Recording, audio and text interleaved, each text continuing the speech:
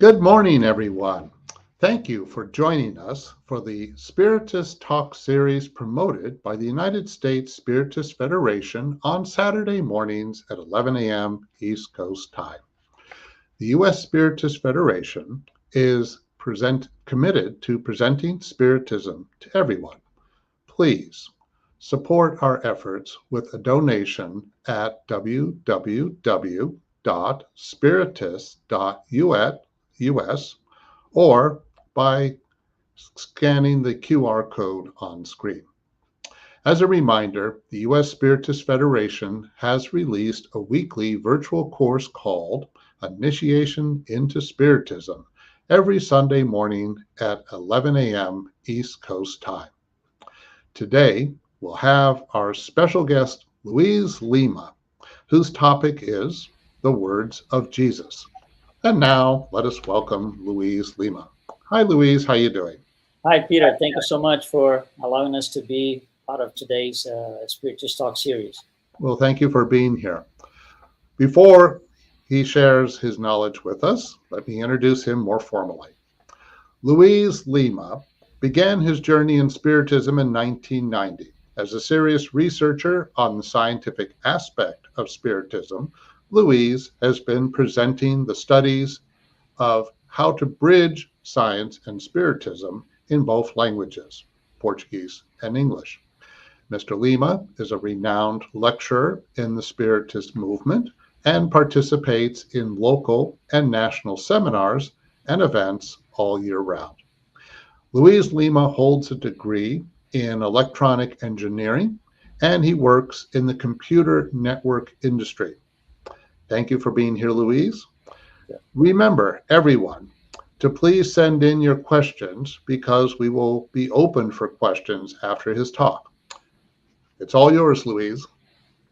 Okay, Peter, let me take it from here, as we say. Thank you very much. I'm going to ask you guys who are following us right now, I'm going to start with a question. Did you ever hear that the Bible has been edited and altered many times over and over again? Well, then we got a sort of a concern here because Spiritism is based on the teachings teachings of Jesus as a reference, and these teachings come from the Bible. They are written in the Bible. So if there's all of this concern about editing, altering, how can we be absolutely sure that what the extracts from the Bible used by Allan Kardec to explain to us in better words through the book, the Gospel according to Spiritism, how can that be trustable? We need to be on solid ground with this thing. We need to be absolutely sure that this is what he said, what Jesus said. This is what he was teaching the people at the time and still today. So we need to look into a little bit into how his words made into our lives, into our days. How was that done? Because it becomes important. So I'm going to start with Jesus walking through the people. He was walking with people in Galilee, in different places. So his teachings have two components. First component is his actions, what he was doing, and people were right there seeing. So I'll talk about actions, doing hands-on style, doing something. And the other part of his teachings were the spoken words. Those were the speeches, the talks, whatever you want to call, sermons. So there's two components here. These two components will establish, and we are going to get into details later, they're going to establish the authority that Jesus had to become who he came to be known by us. We're going to go into details further. Now, all of these things, these two things, the actions and the spoken words, at one point, they are passed along for those who are not with him. So let's say, for example, he was in Jerusalem, but the people, let's say in Jericho, they knew about it. They knew what he had said. So how is that passed along? In a first moment, this is passed along through verbal tradition. Well, we know verbal tradition, right? You hear something, you talk to, you pass it along to somebody else, who passes along to somebody else, and a third person, and a fourth. And the message can be a little bit modified, not necessarily voluntarily, but it can happen. It's something that we know.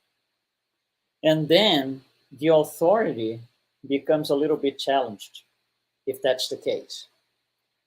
Now, when we go into verbal tradition, there's going to be a point several decades after his death where we feel the need to write his words to pass it along to the next generations, because those who are going to be born, later on, the future generations, they would not know as it was only based on verbal tradition. It just wouldn't work. So we felt the need to write his words. That's how the Gospels came about. Not only the four Gospels, there's many more, but all of them came because there was a need for that. Now, when we read something, and that's an important component too, if you read the Gospels, they do not carry any emotions. Written words to carry emotions have to be written with that purpose. For example, a professional writer, a novelist, they will, before they say what they're going to say, let's just say that the character will say the words, "I love you." Before the professional novelist, before he gets to the actual producing the words or printing the words, "I love you," there's a tremendous context with nice words describing everything. He puts you into context, and then the "I love you" might make one sense or another. It depends on the context. And then as he places the reader into the context, we feel those emotions, we follow along. That's not the case here, because the New Testament, or the Bible in general, was not written with that purpose. So it does not carry the emotions of the moment. It's just words that are describing facts. So the authority and the emotions are the two components here to what is said. And these things, how did they make into our days? One important thing to look at is, this is inside the Roman Empire, which is primarily pagan.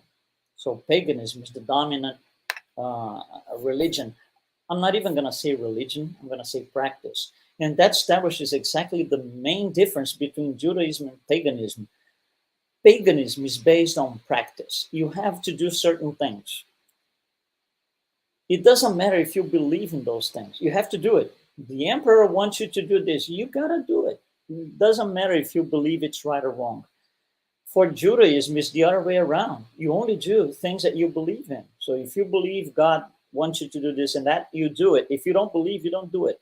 So there's a tremendous clash of interests here, of views, point of views. So the Jews, at times, they were forced to do practices that they didn't believe, and they didn't do anything they didn't believe. So you would create confusion. So in paganism, there's nothing written about those practices. There is no book. It's just word of mouth. We need to do this. Why? Where is it written? It's not written. You just have to do it. So it's a non-written. There are verbal procedures per se. In Judaism, is exactly the way around. Verbal has less value than the written text. So the original beliefs from the Jewish population, they would be valued by those who have knowledge.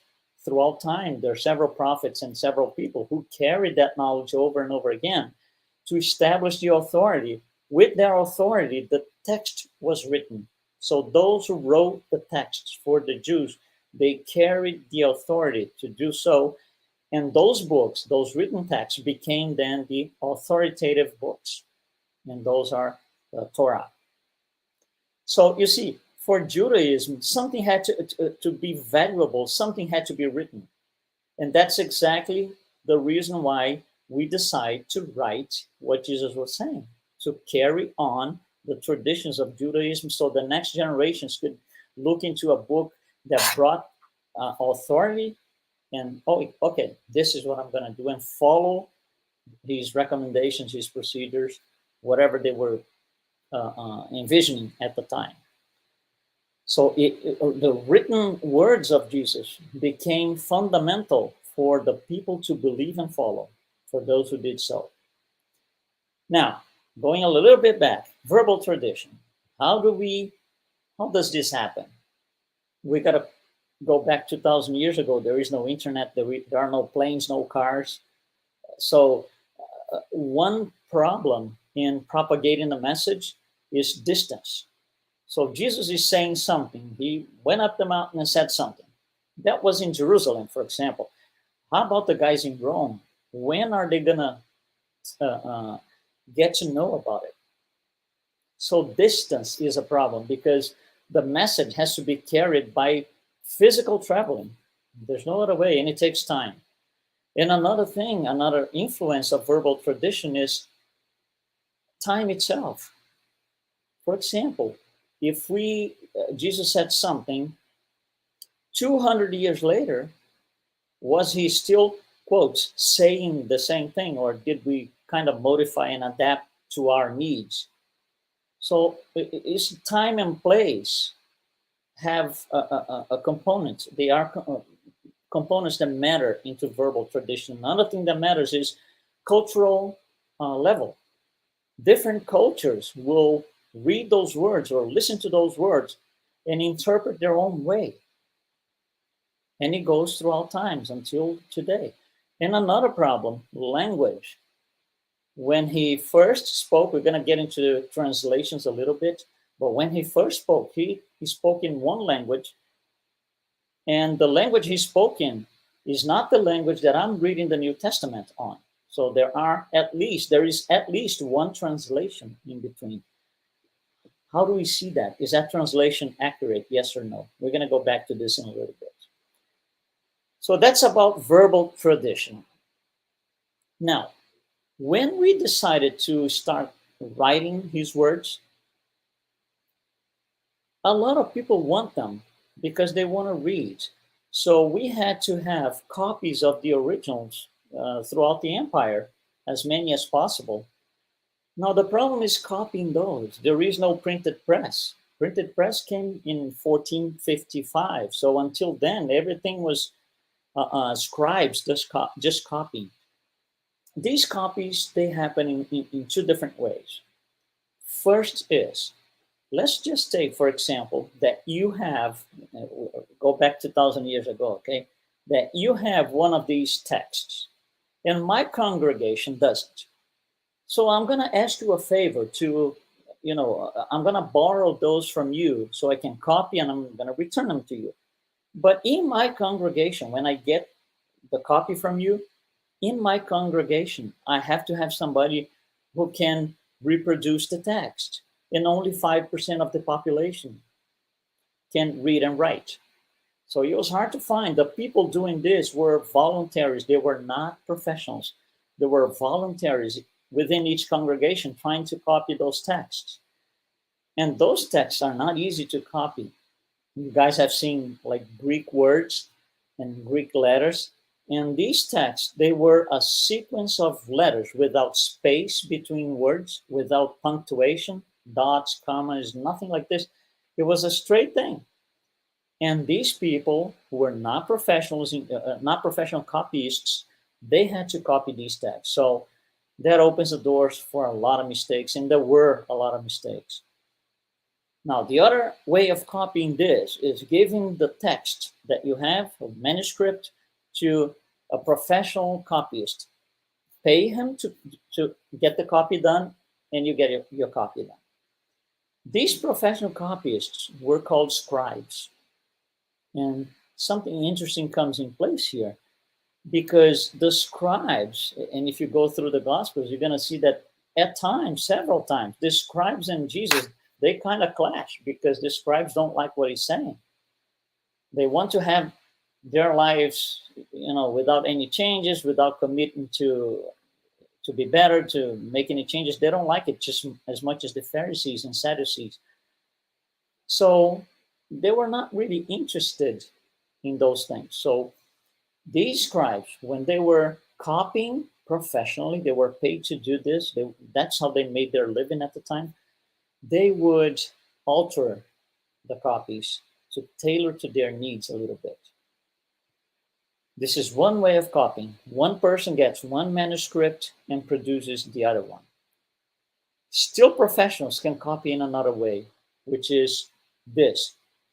Let's say you get 10 professional scribes and they sit in a room, each one on his own desk, and somebody goes up front and reads out loud the text and wait for them to copy phrase by phrase. So I can read the first phrase, wait for all 10 copy, and then I read the second phrase. All of them will put the second phrase on paper and so and so. It works. I mean, theoretically, if you think about the concept, yeah, it works. But still, you're subject to mistakes. Just as a side note, these places, these rooms where you had a bunch of scribes copying, they were called scriptorium. That's how the word, similar word, comes in all the Latin languages.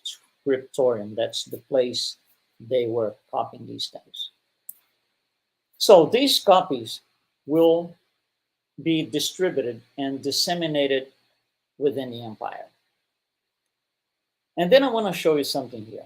I want to show you a map, and we can probably bring it up on the screen. Here we go. I want you to look at this map. What you see here is around the Mediterranean Sea, in the middle, all the way around, you see the Roman Empire. And you see 4 colors: green, blue, red, and brown. And what they mean is on the lower left of your screen. So green is where the Gospel of Mark is predominant. Blue is where the Gospel of John was predominant. Same for Matthew in brown, and same for Luke in red. And we know these Gospels are not the same. You see, it doesn't mean, this has to be very well understood, people. It doesn't mean that one is right, the other is wrong. Let me give you an example.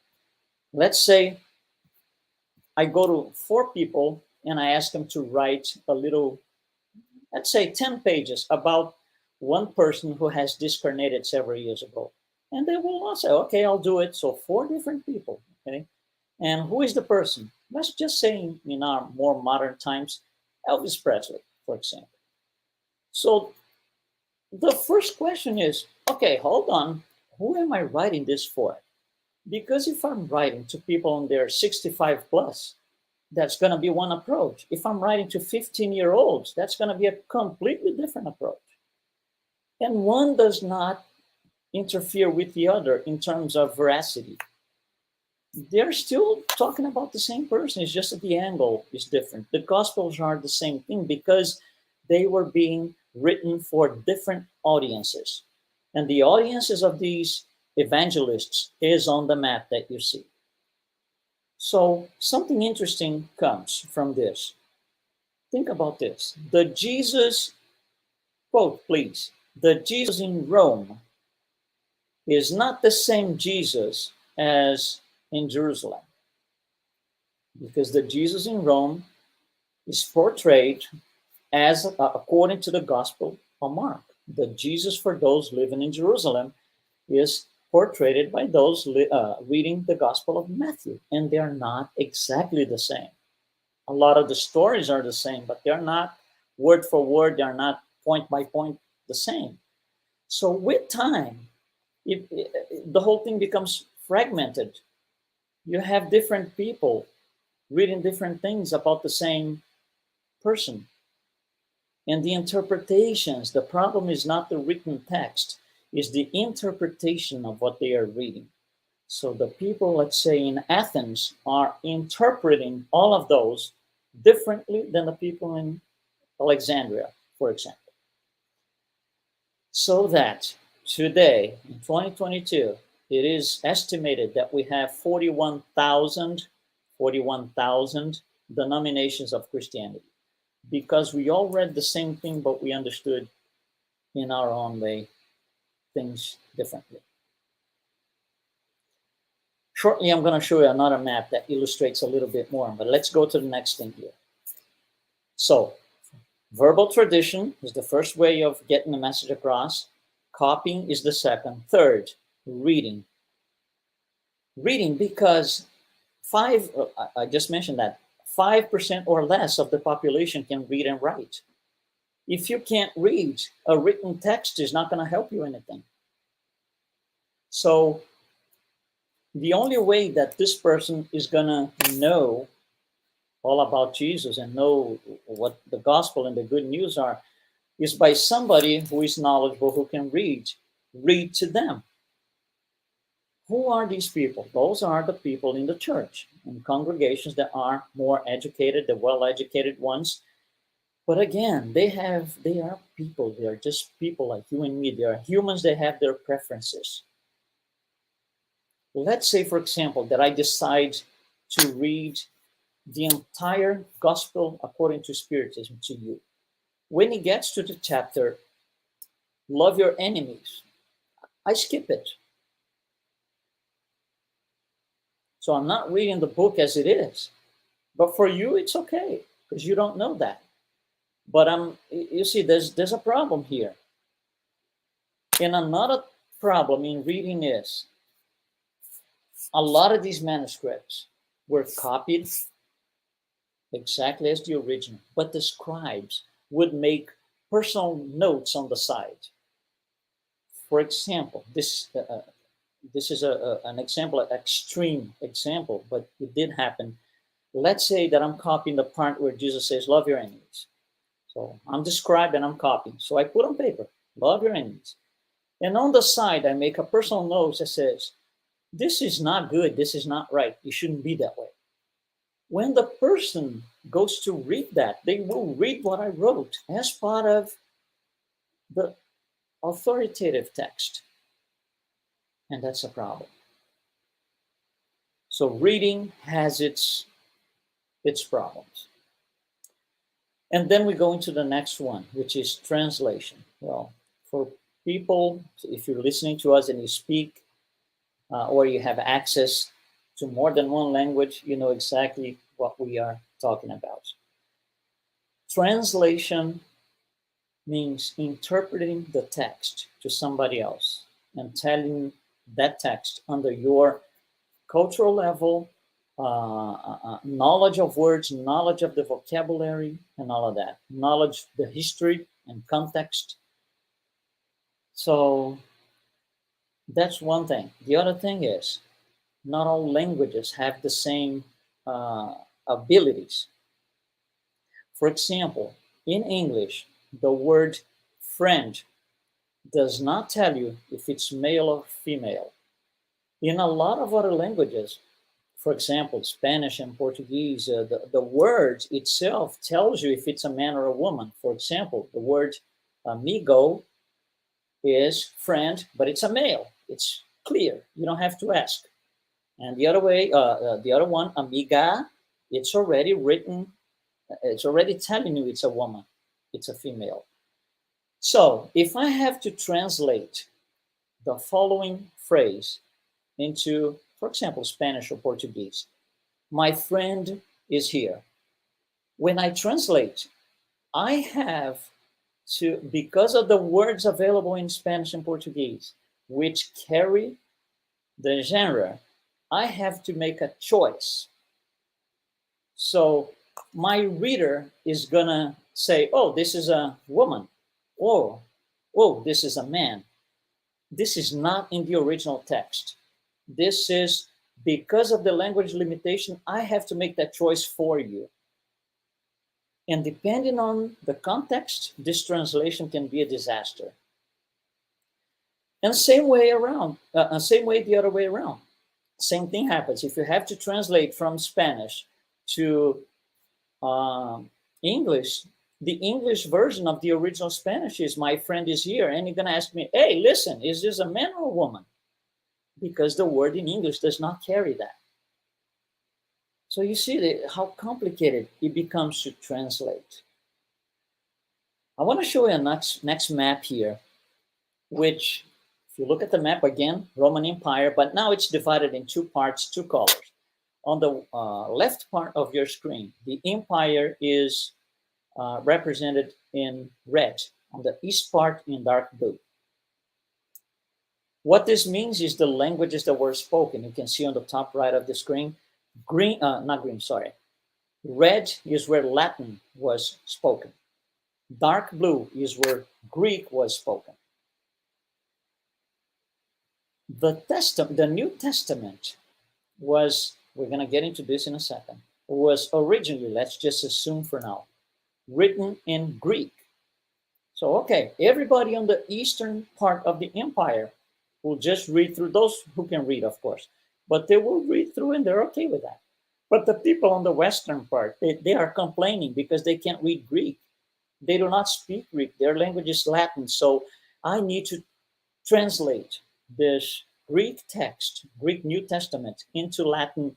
And that was done in the year 384 by one of the people in the church called Jerome. So he did that translation into Latin. And again, translations have their own set of problems. One thing that I think we need to put our heads to think here, when we do translations like this, on top of the dominating gospels throughout the empire, and they were not the same, it puts another layer of complexity to the problem. You see, it kind of, it seems to us that it's getting worse as I speak. It is, but it's not bad. We're going to reconcile everything at the end.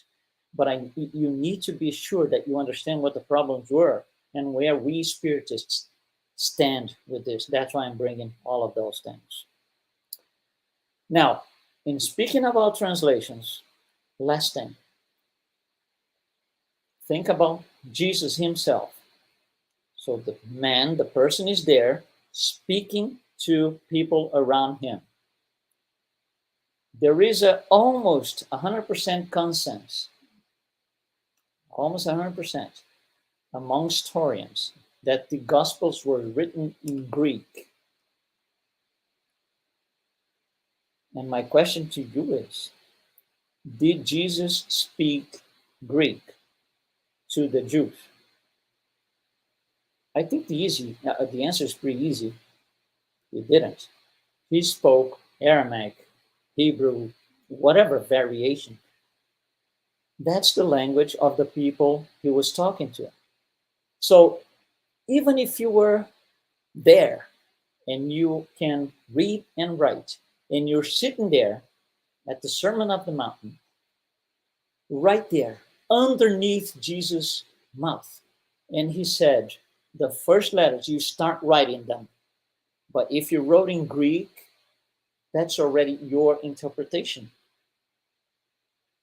That's your interpretation. So even the first gospel, which is going to generate copies and copies and copies and copies with all the problems that we lay down here, the first one, if it was written in Greek, that's already not 100% the words of Jesus.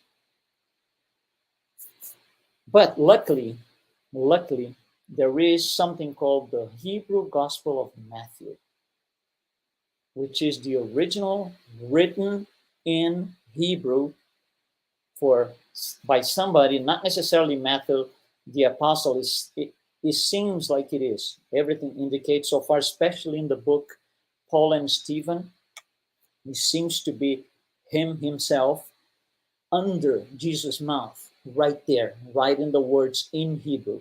When you reconcile the Hebrew Gospel of Matthew with the Greek Gospel of Matthew, the traditional gospel, they are very, very, very, very close.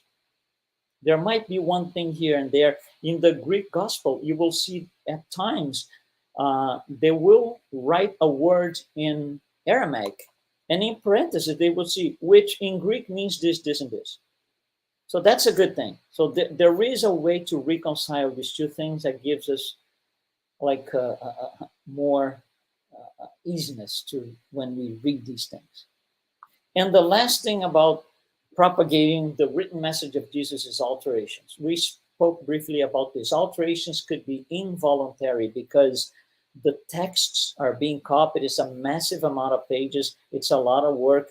And yeah, mistakes will happen here and there. It would happen to us if you give me a 300-page, 8.5 by 11, handwritten, and you tell me, copy this, using, again, handwritten, I'm going to make mistakes. So there were involuntary mistakes, but there were intentional mistakes. Intentional mistakes happen because the person copying, the copyist, professionally or not, they thought the theology being taught wasn't what they wanted, wasn't good enough. So they omit parts. They do harmonization of text. Harmonization of text is something like this. Let's say that I'm a scribe, and instead of getting one manuscript, I was able to get two. So two copies, and I'm going to produce my copy out of those two. So when I get to a certain point, I read the first manuscript and I read the second, and they are not the same. Let's just say, to make it easy, the first manuscript says, Jesus went up the mountain to speak. And the second says, Jesus came down the mountain to speak. So when I look at both, I say, oh my God, what am I going to do here? I got to choose. Instead of choosing one of them, I produce my own version, which is Jesus was at the mountain, and he spoke. At the mountain is not from the first manuscript, not the second, so I just created a new one. That's what harmonization does. It's an alteration of the text, intentional alteration of the text. It might not necessarily be bad intention, but it's intentional. It was something at the conscious level. And there's also personal belief. Those copying texts, they have their personal beliefs, and not necessarily you would go with what was written on the text. Okay, so now we, as Spiritists, we stop and think. We put our two hands on our heads and say, oh my God, what am I going to do now? It's not bad. Really, it's not bad. When you go to this book here, The Gospel According to Spiritism, and I'm going to put this on the screen for you, and you read the first paragraph, not in the middle of something, the first paragraph. I'm going to reproduce the first paragraph on the screen. It is the entire text is just laid out in a way that makes it easy for us to understand. Here goes. That's how the book starts. This is Allan Kardec, The Gospel According to Spiritism. The subject matter contained in the Gospels, 4 Gospels, right, may be divided into 5 parts. 1, the ordinary events in the life of Christ. What is that?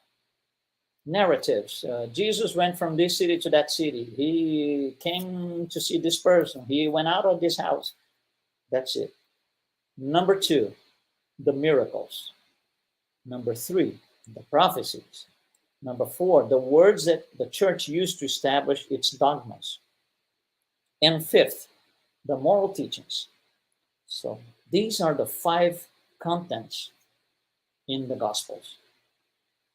And Allan Kardec continues, although the first 4, meaning that excludes moral teachings, although the first 4 have been the object of controversy, the last remained unassailable, untouched. The moral teachings are untouched. How can we be sure? Because if you go to the historians, those who are in the textual criticism business, and they analyze all possibilities and all kinds of things, there's almost 100% agreement that things were changed here and there, but never the moral teaching, which is the core of his coming. The moral teachings are untouched. So when I read the Gospel According to Spiritism, can I be so sure that what is here is what is said? Yes, I can. So I read this with confidence. I can read this thing with confidence. I don't have to be, this, I don't think Jesus said this and that. This is what it is. It's, and not only cross-checking gospel number 1 against gospel number 2. There are other texts written by the fathers of the church, by historians at the time, Josephus being one of them. So all of these texts are used to reconcile the differences. And there are a lot of differences, except when it comes to the moral teachings. So how trustable is this? 100%. Be sure, 100%. So we still have the problem with many different interpretations of Christianity. And I want to bring something to you which is kind of not spoken out loud per se, but it's important especially for us Spiritists. It's something called Christology. What is Christology? Christology is the study of the nature of the Christ.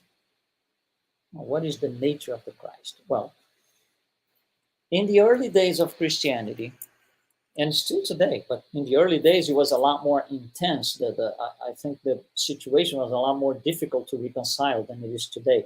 Anyhow, a lot of people would say, no, he was God himself. He was divine. His nature was 100% divine. Nothing to do with human flesh, nothing like this. Other people said, no, not at all. He was 100% human. He had nothing of divine. Other people would say, no, you are wrong. He had a little bit of each one. He was part divine, part human. And then I ask you, how much? 50-50, 60-40, 80-20, 90-10? You see the complication forming, right? I want to make it complicated because we need to reconcile this. That's why I'm bringing it this way to you, so you can rationally think with me, okay? So some people would say both, and some people would say it's none of these things. You guys are all wrong. It's something else. Well, Christology. So what happens in the early days of Christianity is this. You would ask yourself what your personal belief is. Do I believe that this is in the early days of Christianity, okay? Do I believe he was 100% human, 100% divine, or both? If you believed he was 100% human, those were a segment of Christianity called the Ebionites. But if you believed he was 100% divine and the body was like a fluidic body or something like that, that would be another fragment of Christianity called Docetism. So you would be a Docetist, believing that Jesus was 100% divine, his body was something fluidic. They wouldn't know how to explain. That's the other thing. Now, there's a third option here. The third option is, I think he's both. Well, but then we go into another if clause. The first if clause is he human or divine? Now, if I think he's both, then there's another if clause, which is, how was this essence? Was his essence straight the same from God, partially from God, just a little bit of God? Depending on your answer, you would create a third segment of Christianity, a fourth, a fifth, and depending on that answer, you would bring up another if clause. So at the end, in the early days of Christianity, what I mean early days is that maybe before the year 100, we had Ebionites, Docetists, we had Arianism, Nestorianism, and it goes on and on and on and on, all because of the interpretation of the nature of Christ. Christology. Okay, so now I'm going to go back to Spiritism. Where is our Christology written? You see, the Catholic Church, they have their Christology. They believe in the Trinity. It's written somewhere on the Bible, on the 1 John. Same for Islam. Same for Jewish. And us too, as Spiritists. Where is our Christology written? That's interesting, right? Our Christology is written in the book of Genesis, and it's a chapter, I think 15, item 2 and 3. This is a part of it. As a man, so talking about physical body, okay? He had the bodily composition of corporeal beings. What is that? He had cells, he had liver, he had heart, he had hair. Everything he had in his body, you and I have. Nothing different. The difference is not in the corporeal being, meaning the body. Allan Kardec continues, but as a pure spirit, detached from matter, right?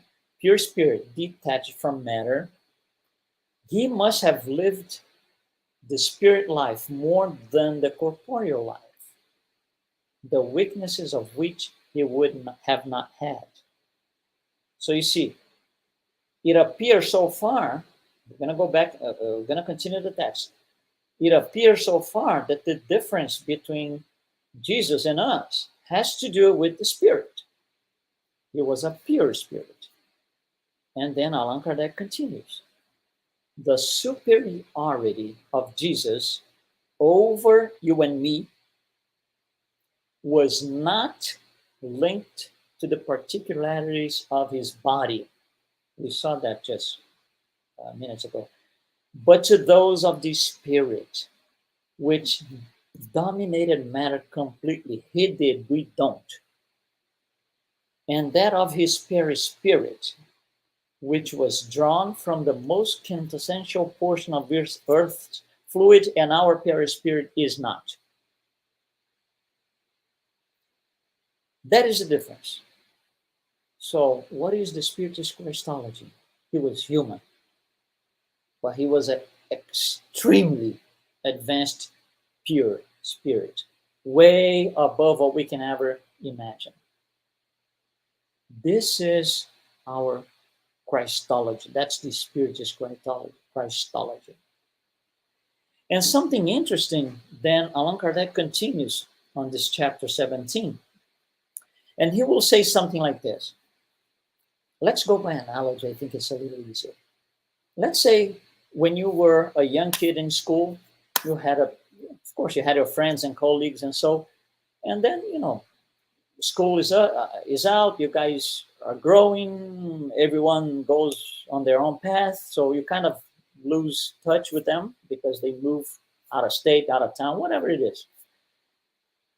And let's say that 50 years later, 40 years later, one of those colleagues, one of those little guys becomes a very well-known top celebrity. It is not uncommon, and it has to do with the level of morality that we are in, our level of advancement. It's not uncommon for us to see, oh, that guy, that person, that woman, that we used to go to school together. Oh, I can tell you all about it. And then you tell everything negative, even what didn't happen. He was this, and you compare to yourself, because that's what you're going to be using as a reference.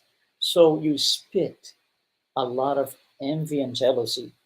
That's not uncommon. We do this. Now, when that person dies, the opinion changes. This is written in Allan Kardec's Genesis, item 2 of chapter 17. It changes because the physical being is no longer there. Only the spiritual being remains. And now you have to deal with the spiritual being's life when we were together as kids. And that makes a change. That makes that person absolutely more valuable than before. You see, that's why, and that's beautifully explained. I urge you, I encourage you to read through chapter 17 of Genesis. It is incredible how much more weight the words of Jesus carry today than 2,000 years ago. It's so much so that we put him on the cross because what he was saying was no good. Today, we value his words. We are sorry that he's not here with us, telling the same thing. Oh, how I would like to be, to meet him, to be heard by him, to hear him, because we put a lot of value in what is said today, but we didn't do it at the time. We put him on the cross. So with time, things will change. We will change. We will have a better understand, better knowledge. And the more time it passes, the longest we are, the furthest we are from the days he was with us here on earth, the more valuable his words were. We keep reevaluating this all the time, and they become more precious than before. That's very interesting, the way Allan Kardec, with the Concourse of the Spirits, of course, he portrays that in the books. Very, very, very interesting. And I want to make a last point, which is this. If you remember the map that we showed you before, where we had the distribution of Gospels, here's the map again. So again, you look at the colors on the lower left, okay, and you look them on the map, and you can see which Gospel was predominant in which region. So Mark had his audience. It was written for the people in these locations that you see in green. John had a different audience. He was writing for the people in the blue areas. Same for Matthew in the brown area, which is very Jew. Matthew's gospel is very Jewish. And Luke was writing for the people in the red areas. So that's fine. We understand that. I gave you the example of writing about Elvis Presley. So it's going to be different depending on the audience.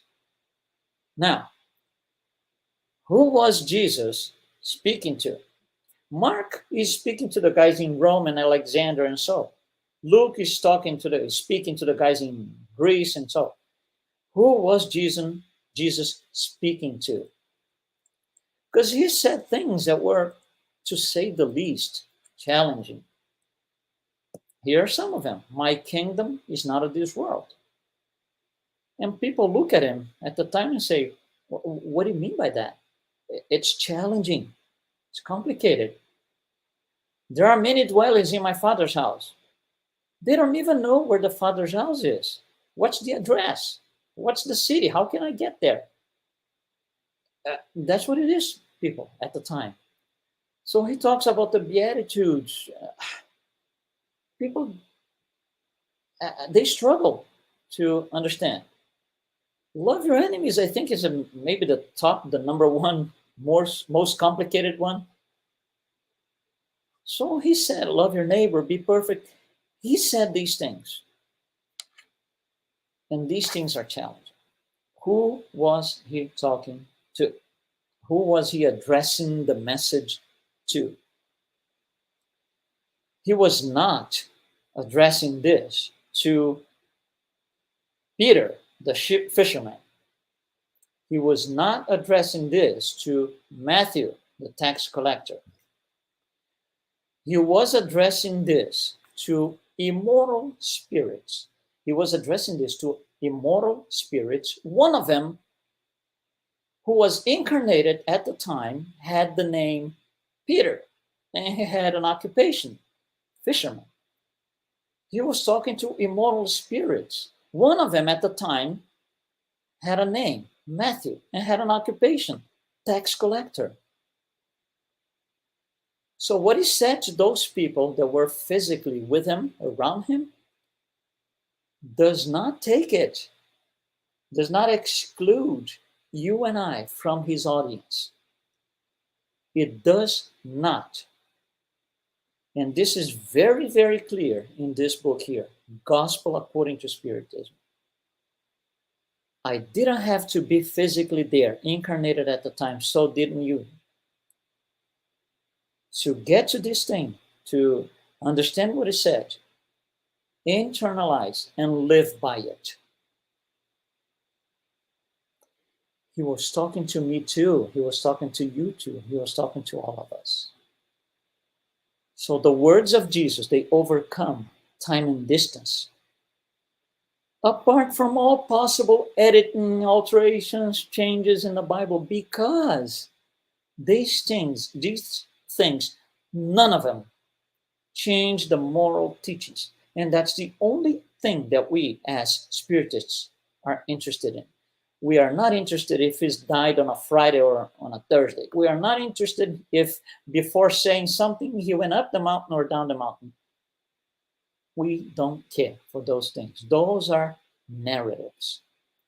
We don't use the narratives because they don't teach us anything.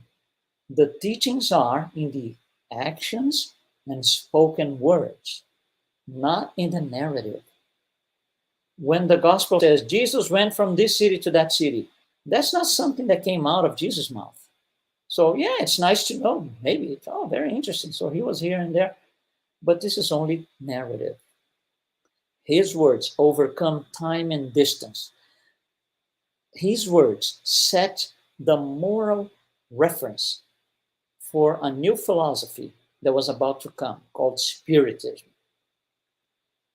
in which we live by the absolutely truth and the reference, which are his teachings. His words set the moral reference for Spiritism. What we have here is exactly that. And there's one little thing then. Some people, at the time he was here with us, and still today, some people value his words less than others. Some people criticize his words still today. Oh, this is not good. This is wrong. It shouldn't be that way. And other people don't do this. In Spiritism, in the Spirit's book, we can see why is that. Summarizing, Allan Kardec tells us through the Concourse of the Spirits that the less advanced spirits understand less of this and criticize more of it than the more advanced spirits. More advanced spirits value the words of Jesus a lot more than less advanced spirits. So yeah, there was a time that we didn't value any of that. There was a time that we put him on the cross. Today's different. Several lifetimes over have passed, and now hold on. Let me rethink the process. Let me go through all of this again. And then we come across Spiritism. At the best case scenario, you and I are on our second Spiritist incarnation, if you will.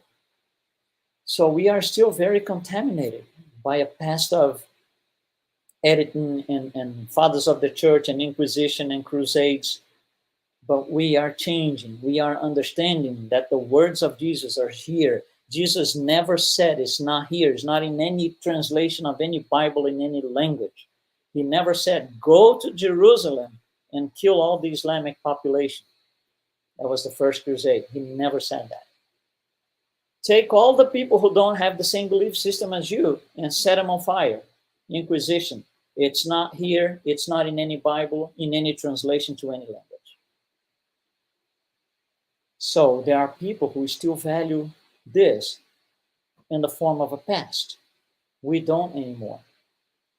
Why? Because it has to do with the level of advancement, intellectual and moral advancement of each one of us.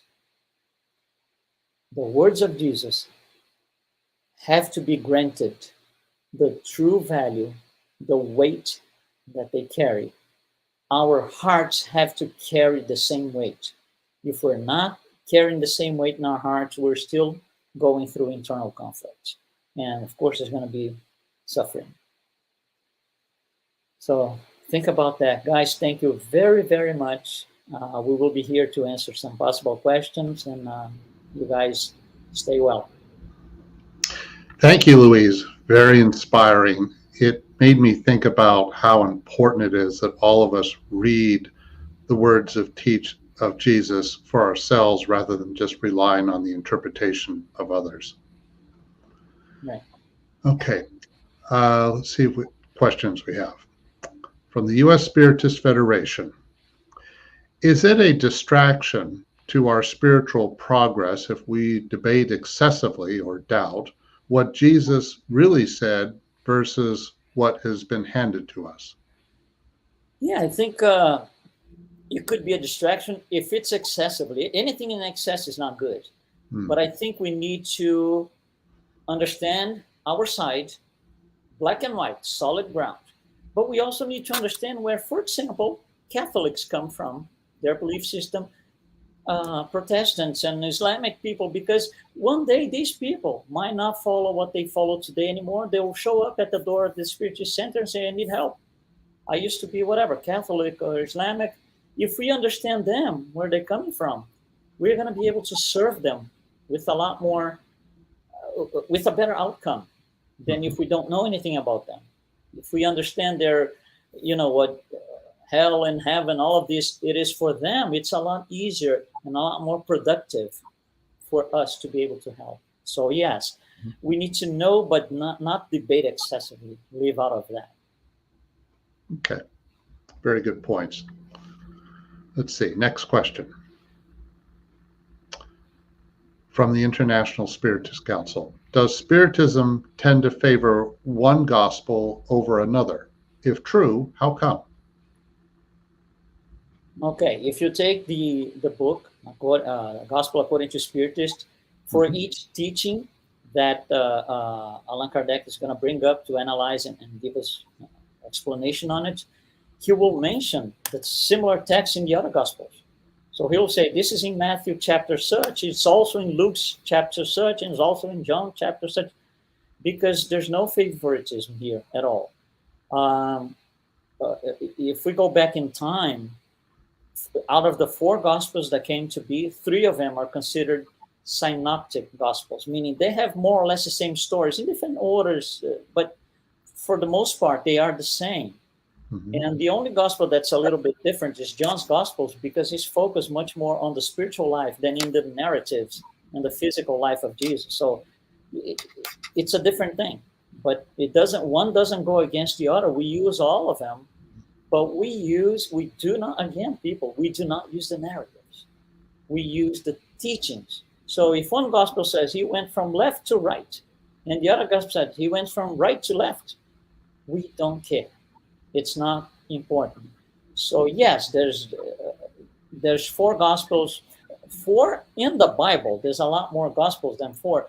One Gospel that was left out on the choice of the New Testament, and that happened in the year 276, was the Gospel of Thomas. The Gospel of Thomas is a collection of 114 sayings of Jesus. There is no narrative. The 114 lines all start the same way. Jesus said, quote, and then what he said. Number 2, Jesus said, quote, and then what he said.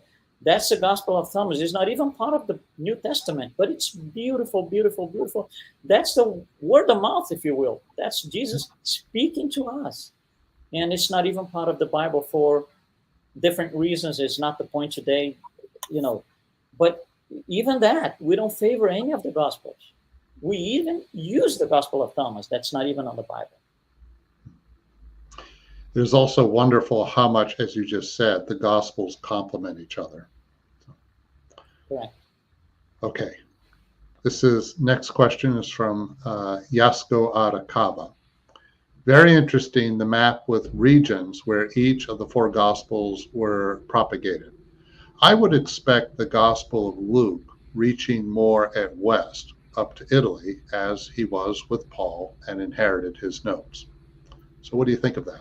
Yeah, the map that I showed you is for, it's an, of course, it's an estimate from the year 200 after AD, 200 AD. And that, what is the criteria to getting that map done? Criteria is historical documents. Nothing spiritual, nothing religious, historical documents. So at one point, let's say, for example, that we have some historian in the past, let's say on the year 300, he wrote something in the year 300, said, oh, about 100 years ago, this gospel here was totally dominant. So we get that information and we place it on the map. That's the criteria for the map.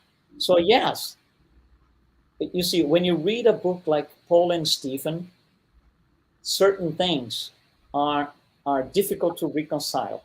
But again, the information that we have is different than the information that the historians have. So the criteria is not the same. When Paul tells the crew, right, I had the full writings that I was given by Ananias. That's in the year 35. Historians believe that the first gospel was written in the year 72. Are they wrong? Are we right? No. Don't think of wrong and right. We use different references. That's all it is. They go by historical documents. We were not able to trace to day one. We don't have all the original documents. So we go as far back as we can, which is the year 210. And for us, we have other sources. So it's not a matter of right and wrong. It's different criteria. That's all. Mm-hmm. Okay, thank you. Next question. From the United States Spiritist Federation. What would you think was the role of mediumship in the writing of the Gospels? Yeah, we didn't get into that. We spoke about the propagation of the Gospels. So the first guy who got whatever type of pen on whatever type of lambskin or papyrus, we don't have that. The oldest document that we have is a fragment size of a credit card from the year 210. So historically speaking, we cannot go back to that. But yes, it would be nice so we can compare to what we have today. Then we would put our hands, physically speaking, on the very originals. We don't have that. But yeah, inspirations through mediumship, it's possible. Of course it is. John's gospel is very spiritual. He doesn't have a lot of narratives. So it seems like it is something more connected through or to spirituality than the others. The others are using narratives. So it's less possible that the others use that much mediumship if they do. But possible, yes, it is possible. Okay. Next question.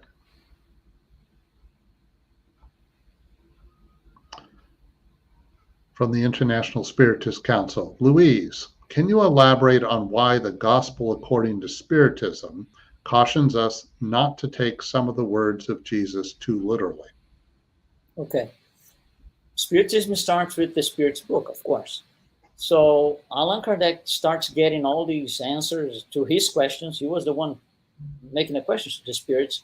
And at one point, he understands what the thing is all about. It's all about morality. And so he goes back to the spirits and says, who can be my God? Who is the one that I should follow? And the answer is a straightforward answer, Jesus. If you are Allan Kardec in 1855 or 6, when he's preparing his material, what would you do? I need to know everything about this guy. Absolutely everything. What he did and why, what he didn't do and why, what he proposed, what he didn't propose, I need to know everything. There's only one spot for me to know this thing, which is the Bible. Allan Kardec had to go back to the Bible, study the Bible deeply, and the New Testament, and try to understand who Jesus was, because that was the answer from the spirits. Question 625. So as he's studying this, you see, Allan Kardec is this very extremely 100% analytical guy. He wants black and white answers for everything. So when things were a little hazy and fuzzy in the New Testament, he would go back to the spirits in his mediumistic meetings and ask, this is written in the New Testament. Can you clarify this? The spirits would answer to him. Those answers were published in the book. In the book, The Gospel According to Spiritism, at the end of each chapter, it's called Instructions from the Spirits. That's the answers to the questions he had. In those instructions, that's where you get the general feeling. You're not going to see a phrase that says, don't take it literally. But in those answers, you're going to see that that vision, take this route here, not that route. Don't take it literally as a concept, not as a phrase in the book. Don't take it literally. Take it more like he's a counselor. Jesus came as this great counselor, and Spiritism came to explain what he's, saying, why he was telling us what he did. Okay, thank you. Last question.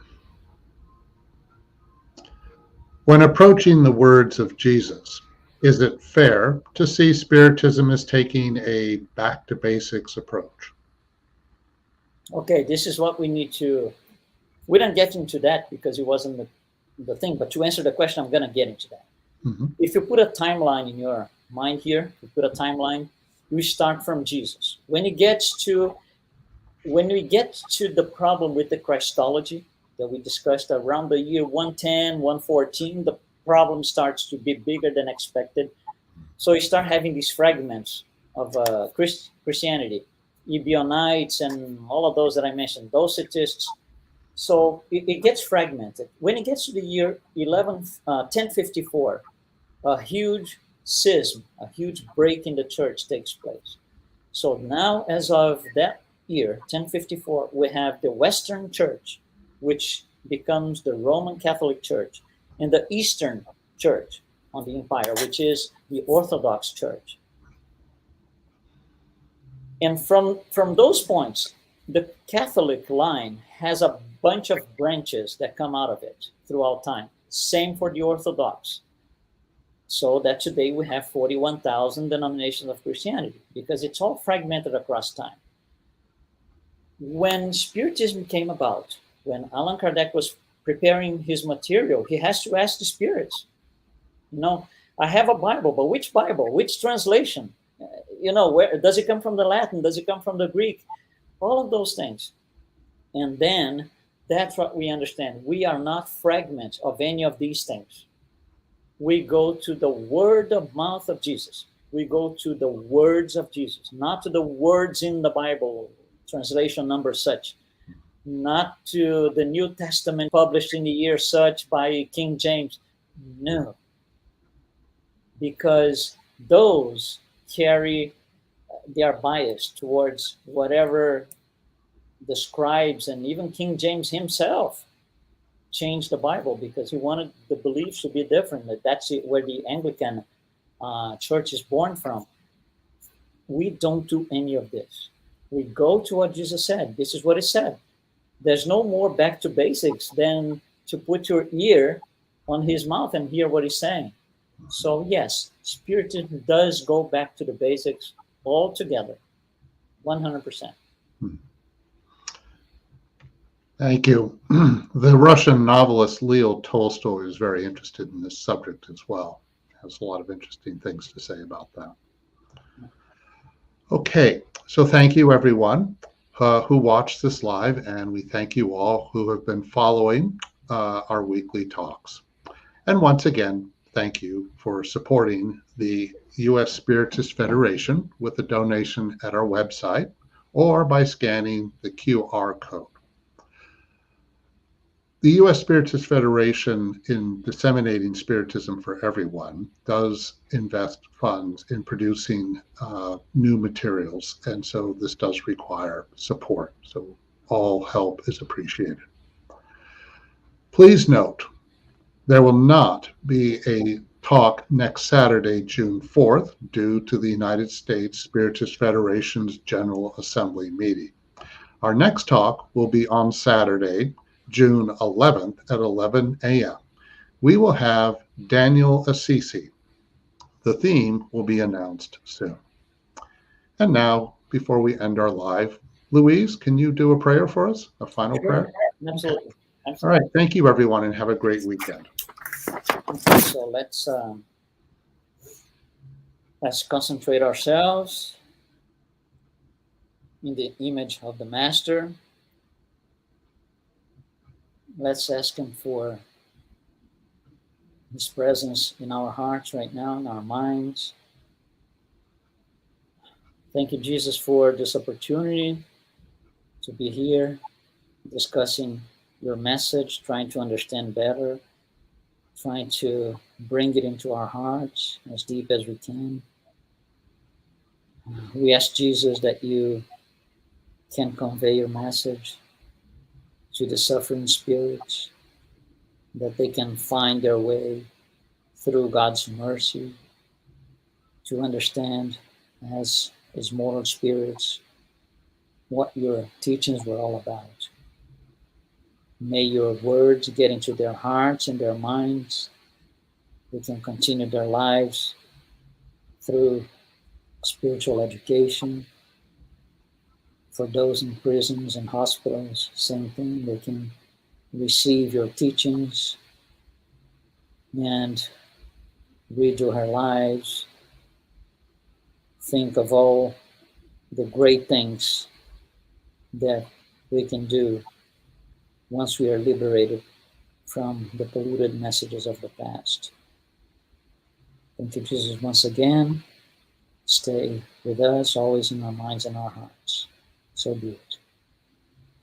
So be it.